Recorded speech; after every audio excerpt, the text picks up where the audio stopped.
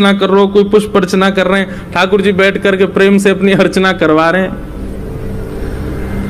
इतने में एक द्वारपाल गया दौड़ा दौड़ा, बोले ठाकुर जी ब्रज से नंद यशोदा मैया पधारे। नंद यशोदा नाम सुनते ही ठाकुर जी को स्मृति नहीं रही कि मैं कहां हूं, क्या चल रहा है, किस भाव में है। ठाकुर जी के तुरंत नेत्र खुले, बोले कहा कही तेने भैया, कौन पधारे? बोले नंद यशोदा मैया आए, सामने आ रहे हैं, देखो। जैसे ही सिंहासन पर बैठे हुए ठाकुर जी ने यशोदा मैया को देखो,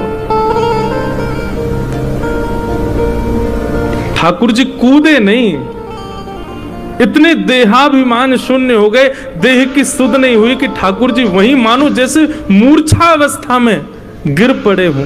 संभाला सैनिकों ने जाकर के, बोले मुझको लेके चल, मेरी यशोदा मैया आ रही है, जल्दी लेके चल, विलंब मत करे। ठाकुर जी को लेकर के आए। यशोदा मैया के नेत्रों की ज्योति अभी उतनी है नहीं, रो रो करके कृष्ण के स्मरण में यशोदा मैया के नेत्रों की ज्योति चली गई है। ठाकुर जी गए, जाकर के अपने सबसे प्रथम तो मुकुट को यशोदा मैया के चरणन में पधराया, और जैसे ही यशोदा मैया के मधुर चरणार बिंदों को अपने हृदय से लगाया, ठाकुर जी छोड़े नहीं। समस्त पटरानियां खड़ी हैं, बड़े बड़े ऋषि महापुरुष खड़े हैं, सूर्य ग्रहण का काल है, सब यहां अर्चना वंदन कर रहे हैं, बड़े बड़े ब्राह्मण तप में बैठे हैं, जप में बैठे हैं, और यहां एक अलग ही दर्शन हो रहा है। द्वारिकाधीश श्री यशोदा मैया के चरणों से लिपट करके करुण क्रंदन कर रहे हैं।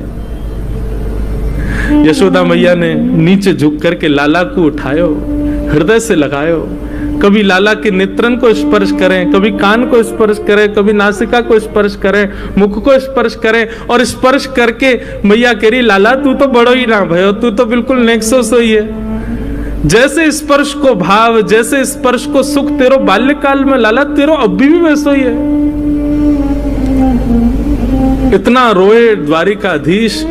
यशोदा मैया ने जो वस्त्र धारण किए थे सब गीले हो गए ठाकुर जी के अश्रुओं से।